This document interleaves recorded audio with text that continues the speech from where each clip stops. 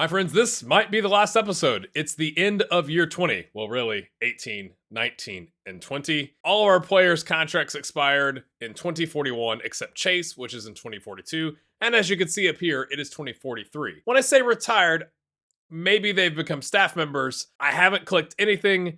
Let's go find out where they are. My friends, I only have 2 of them on my shortlist. Now, I didn't add them to the staff shortlist, but Gustav and Greg are still kicking on. Let's go find out where. First up, Gustav has gone to Al Ittihad. He went to, oh my gosh, he went to AC Milan after Juve. The scenes. He requested to leave. They honored that. We have the history back for some reason with Gustav. 35.5 million, 706 with AC Milan, then a 705 in the next season. And then they sold him for 16.75 million last year in August on a 2-year deal. Let's go back to AC Milan. His first season with them, he gets 34 appearances, 33 of them being starts on a 706, like I mentioned, the 9 continental, no international. Obviously, he's all these guys are going to be retired from international. The second season with AC Milan, another 32 all starts, and he gets 9 more continental on a 703. And then this past season with Al Ittihad, he gets 12 continental, and then the 28 are all starts. He picks up a couple goals and assists.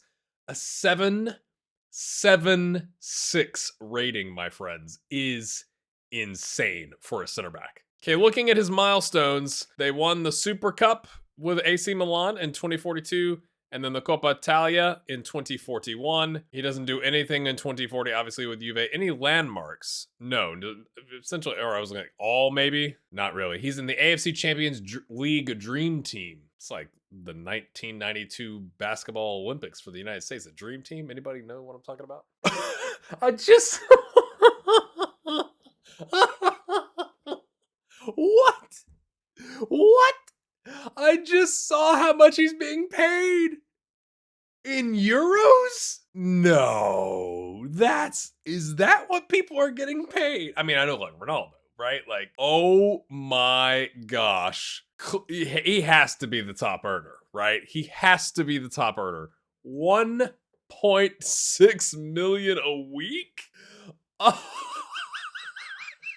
Okay, let's switch over to Greg, and Greg is with Al Hilal. He's on 1.5 million per week. Oh my goodness. Look, he's got 20 crossing. I've never seen attributes this high in the game. At least like I don't play with like the top end Premier League teams or anything like that usually.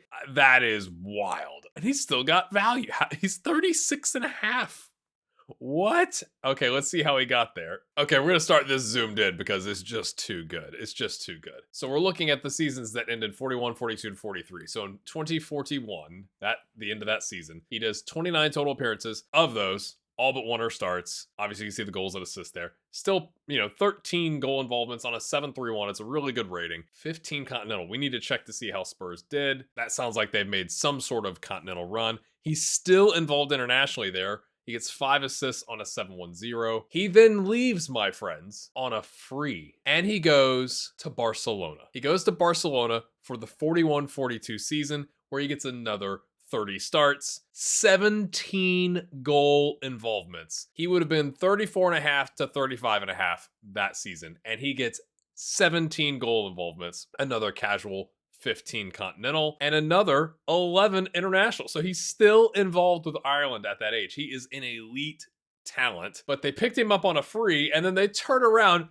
Of course they would. They sell him to Al Hilal for 22 million because they're all about making that money. They got, loans and issues to deal with and all that kind of stuff. Again, and you can see the stats here, but another 9 international. So at 36 and a half years old, that season, he's turned 36 this year. He still has 9 international appearances. What? We will go look. How much did Barcelona pay him? At Barcelona, they paid him 375 grand a week. So I've gone back to the save point at the end of year 19, 375 a week. So like, obviously he took a downgrade, but he's still playing and he was elite for them, did a phenomenal job, and then they sell him for profit. Fantastic. I forgot to mention that Gustav only had a tight groin. He had no injuries from like 2040 until late 2043 where he had a tight groin.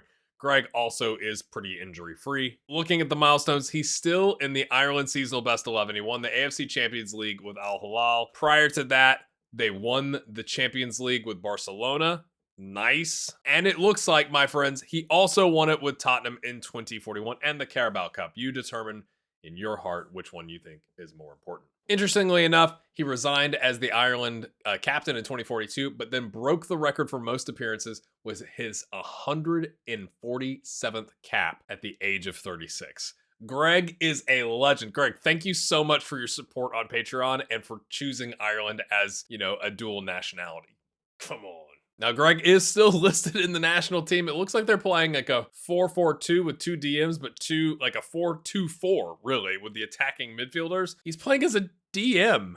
Wait a minute. Let's go back. I guess he's slowed down, but he's still so technical that he's the deep-lying playmaker. I thought he might be a regista, but he doesn't have the pace and acceleration, at least at the elite level. So they're like, we still want you on the pitch making stuff happen. So can you please come do that and get some assists for us, I guess. We're going to go back to 2040. The back half of the international calendar for Greg is the Nations League A. It doesn't go well. They only get 1 win against Ukraine and 2 draws against the Netherlands and Ukraine. 2041 is going to be World Cup qualifying, and that looks to have gone a lot better, just at a very high level, right? 1 loss, 1 draw. The rest are all wins. As you can see here, Greg not really in the goals, except here against Sweden. I think actually by this point, CDB had retired anyway, but he gets an 8.0 in that game with that goal. Hopping forward, obviously that means they qualified for the World Cup, and Ukraine is back from the Nations League and gets their revenge. Greg does a 6.3 on a yellow, but nobody really played well. They lose that game to Ukraine 2-1. Disappointment after the, probably, I think, pretty strong qualifying group that they had. Then they get absolutely wrecked by Brazil, 5-0. Nobody plays well in that game. There's not a rating above a 6.6, and it looks like all of the 6.6s are subs. 5-0, wowzers. Then they beat Syria 1-0. It took the 86th minute, which is kind of unfortunate, and Greg does a 7.0. So a disappointing final World Cup for one of our players here. Then they've got Nations League play where they've got Spain and Serbia and Portugal, which is a tough group. They only win one of those games. They draw the other. Greg gets a penalty against Portugal on a 7.8 for the draw, but they still get relegated on 4 points. Coming into 2043, we're only halfway through the season. It's Euro qualifying. Azerbaijan, they beat them 2-0. Greg does an 8.0. Now that might be sub, right? No, Greg is the 10th player listed here, so he must have started. He does an 8.0 in that game. Not bad, son. But then they turn around, they lose to Finland, and then they draw with Gibraltar. So it seems like the Irish resurgence is starting to dwindle down, maybe also because Greg is starting to dwindle down. But I can't believe how much these guys are making. Now is the challenge of going back and finding our other players, because I did keep their retirement. Did they become staff members or are they just gone? Let's go find out. Oh, what have we done? Chris Carpenter is a head of youth development, so he's going to instill his driven personality and his dirty playing style on the youth of the world, my friends. But he didn't just go straight from Schweinfurt to being a head of youth development. He played another 2 seasons, really another 3 seasons, 1 for Schweinfurt, but not really. He only gets the, I'll move, 1 start and 2 subs on a 6.4, but he moves on a free. Now, to be fair, SC Weiche Flensburg 08 is not in a division listed on this screen. You can't see that because I'm zoomed in, but he goes to a region Liga Nord, but still professional club, but not in like 3rd Liga. So maybe they got relegated out of 3rd. No, they've been down there quite some time. I was trying to be generous. But he moves on a free and he gets to play. He gets his most appearances he's ever had in his career. 34 starts, 1 goal, 8 assists on a 6.79. Go on, Chris. And then in his final season as a player, he does another 34. He gets 4 goals and 5 assists, 9 again total goal involvements on a 6.83. You've still got to be playing relatively poorly in the other games where you have a 6.79 and a 6.83 despite 9 goal involvements. I mean, just like average, you know what I'm saying? Like that. Wait a minute. He didn't have, I thought his international was over because with Schweinfurt, he didn't have any international, but with Weiche, I'm not sure. He has 5 each, so he was still kicking on with San Marino. Let's see how much he was getting paid. So he was getting 1.2 grand a week. So it doesn't show a whole lot in terms of notable things that have happened. Obviously, it shows he retired on June 5th, 2042. Okay.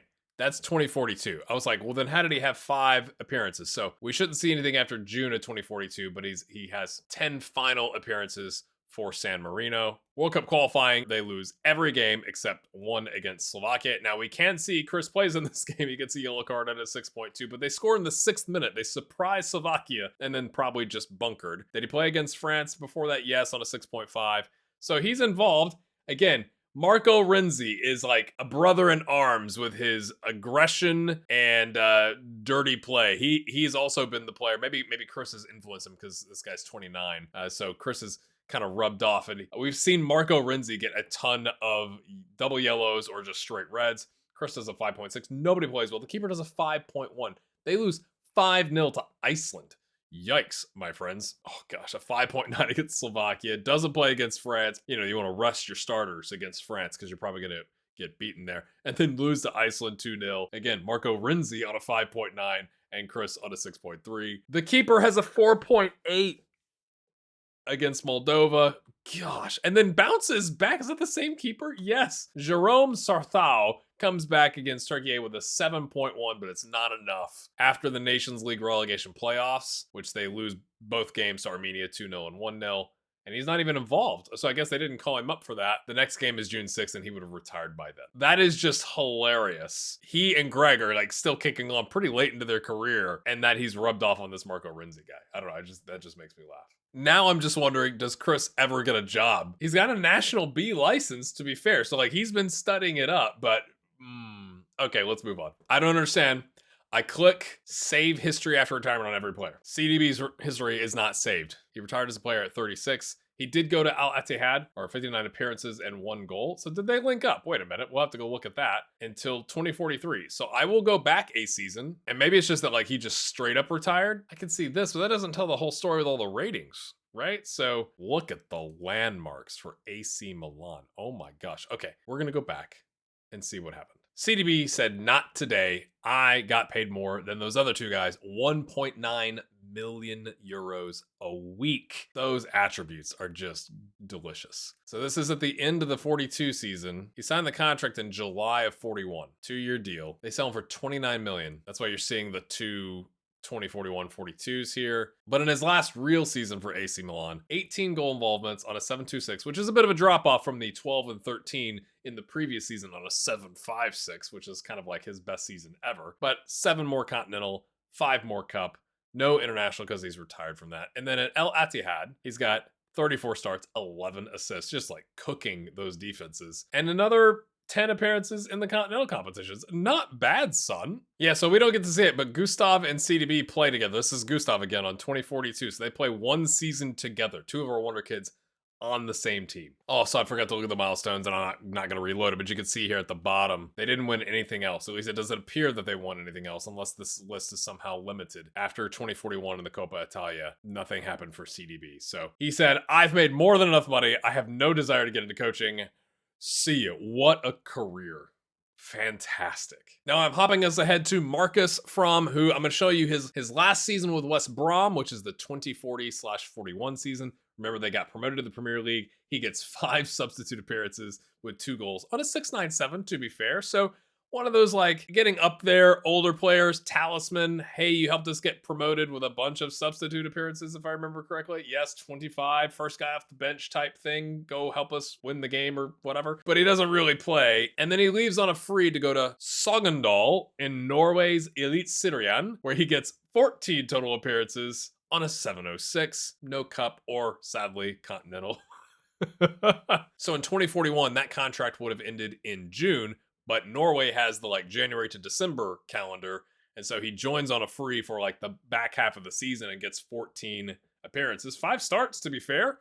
And then in 2042, he gets 1 non-competitive start. So I don't know if he was just there and then the contract ended, but he starts his contract on August 7th. He retired in December 2042. So we should be able to see like what happened there. Before we go do that, let's just take a look at him here. He is a head coach, unemployed. I think we first saw him I think it was Marcus. He had mostly ones. So now he's got some twos. So maybe it was like he went down to that club to like work on his licenses. He doesn't have a license. He doesn't have a license. It's fine. Okay, I've taken us back 1 year. He's on 4.1K a week. He's retiring at the end of the season. I was kind of wondering if we could see if it was like a coaching, like a player coach type situation. It looks like he was on an impact sub contract. So I don't know if there's any other way I could see. Maybe we'll look at the club to see if they've got him listed as staff. They do not. So he just went for how random is that? Why would you go to Norway? So I think that's all I can kind of show you on Marcus. I do love on the scouting that he has extensive knowledge of Indonesia and Norway. Like he's forgotten everything from Spain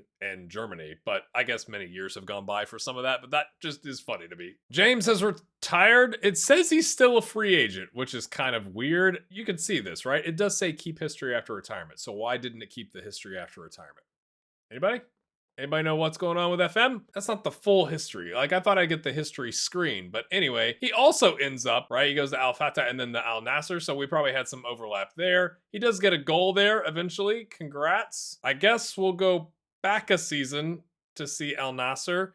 But he's retired as a player and as a staff. So he's done. So why does it say free agent? Game is broken. So he does go to Al Nasser on $325 a week, and they sold him for a profit.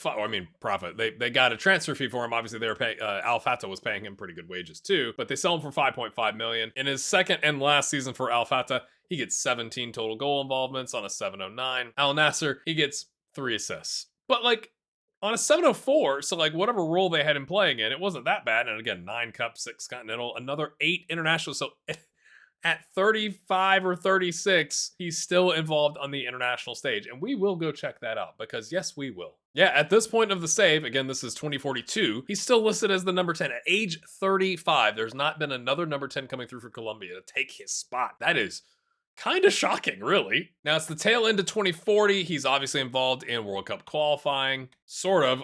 He must have had some injury. He misses the entire September/October window. He goes out immediately with an injury before he even gets a rating rough against Paraguay where they win that game. But he's back 4 days later, so it must not have been that. How do you get a red injury? I guess it's one of those things where you get a red injury, but it's like, oh, it's a really badly bruised shin. It really hurt.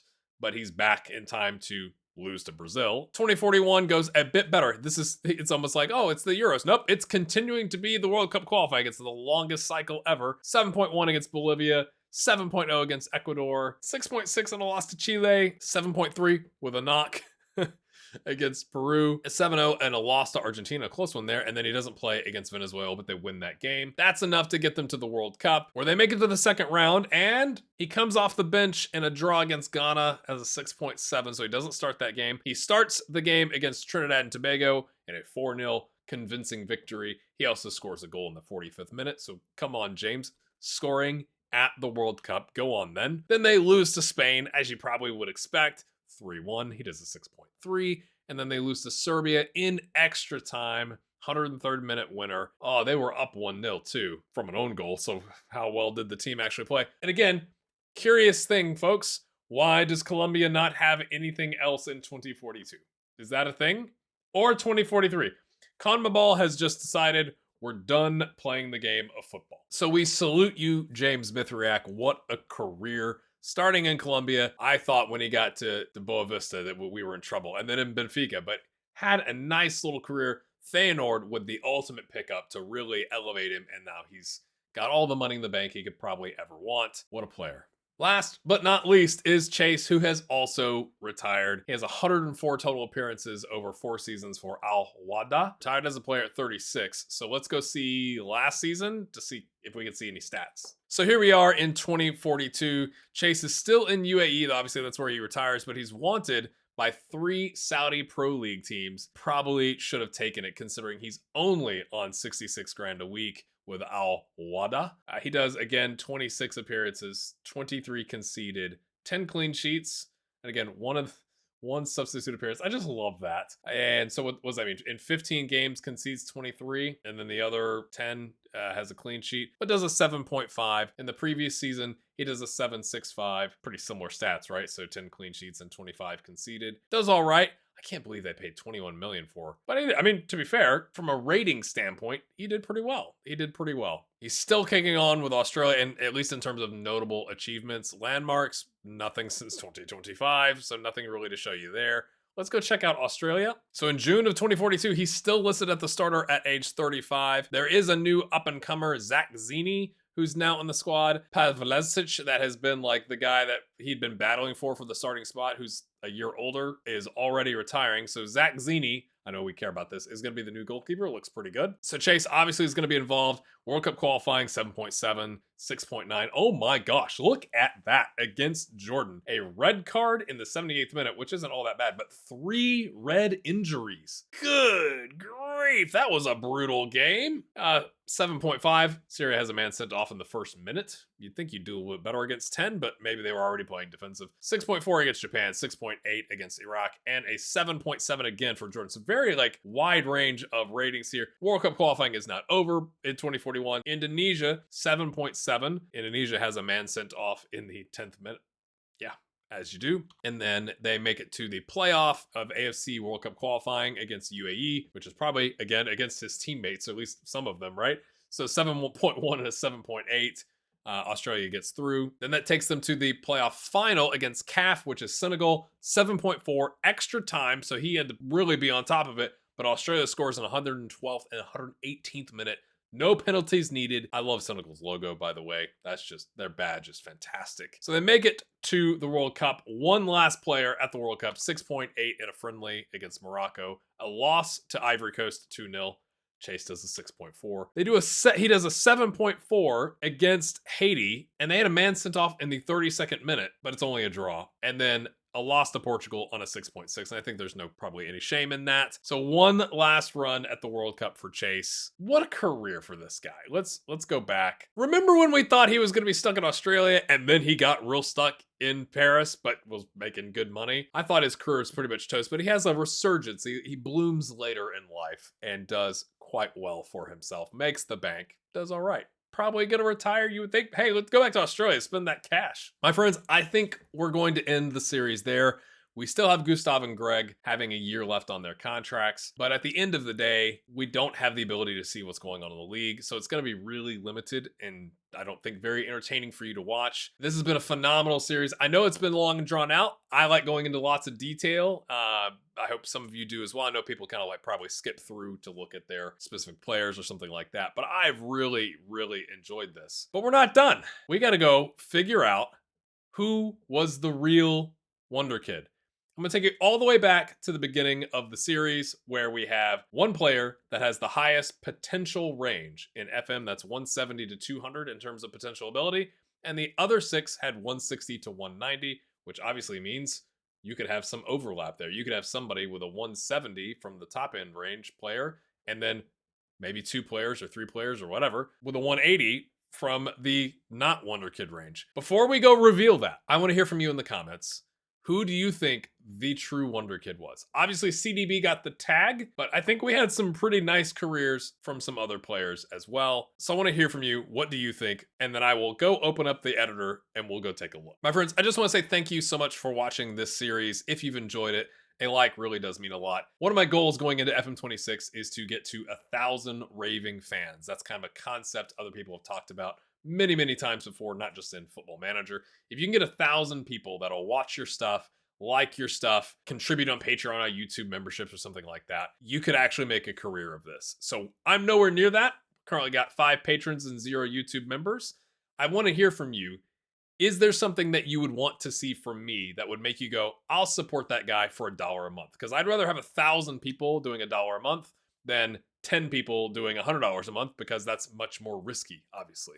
So I want to hear from you as we kind of go through the rest of this and see where our players have ended up. But I've really enjoyed it, and I hope you have as well. All right, my friends, I've taken us all the way back. It is day 1 of this save, July 3rd of 2023. I'm going back in and now activating the in-game editor. We now have the pencil. Here's our short list. I'm going to take them. Let's just do the order that they're in, I guess. We'll go with Chase first. What was his potential ability? If I click on him, I can't even remember how to do this. Is it attribute details? Chase's potential ability was 180. 183. Wow, that is a lot higher than I thought it was. CDB, 189. So that's clearly got to be, no, CDB doesn't have to necessarily be the Wonderkid, right? Because the range is 160 to 190. Interesting. But let's say he was, because he got the tag first, he's only 3 potential ability higher than Chase. Oh, what if Chase hadn't been stuck at PSG? Oh man. James, 166. I think for a 166, he did quite all right. I think it kind of explains how he kind of got bogged down there in Portugal for a bit, but he made a good career out of it. That is, I think, a little bit surprisingly low to me, but I'm not an expert in potential ability. Marcus, 185. Oh, 185? Oh, the contract choices and club choices he made really set him back, right? So he got stuck at Mainz, wasn't really playing. Oh, that one hurts. I thought he would be, closer to maybe James's rating. Oh, that hurts. That one stings. Gustav, 173. It goes to show you, my friends, it depends on where the player ends up, what club and contract decisions they take. He stuck it out at Juve and became a star. That is a little lower than I thought. I mean, maybe from like if it had been higher, he probably would have started playing earlier, but he was a pretty young guy. Being lower than Marcus. Wow. Chris with his dirty playing style and a little bit of, he's driven but aggressive. 166. See, like that doesn't surprise me. That's like just barely above the bottom end of the range. But to think that another player had the was it exactly 166? I can't remember right now, but just it goes to show you how the other mental and hidden attributes can influence you, and again, the decisions you take as well. Last but not least, so is it Greg? Does he have a 191 or higher, or is he in the mix with CDB? 186. 186. Okay, I'm gonna have to load the pregame editor to see which one it was supposed to be in terms of the top end of the range, but that also doesn't surprise me. Greg had a phenomenal career. A little bit of a slow burn, but like really flourished there at the end, obviously. Let's go load the editor. I've got to load that into OBS. Okay, I'm not an expert at this. I've got it loaded. Okay, there it is. CDB was our Wonderkid. So this is CDB here, 170 to 200. So he was the one at the end of the day that had the highest range. But as we just saw, it was pretty darn close at the top end. That is amazing. So we'll wrap it up there, my friends. Hit that like button, and we'll see you in FM 26. Have a good one.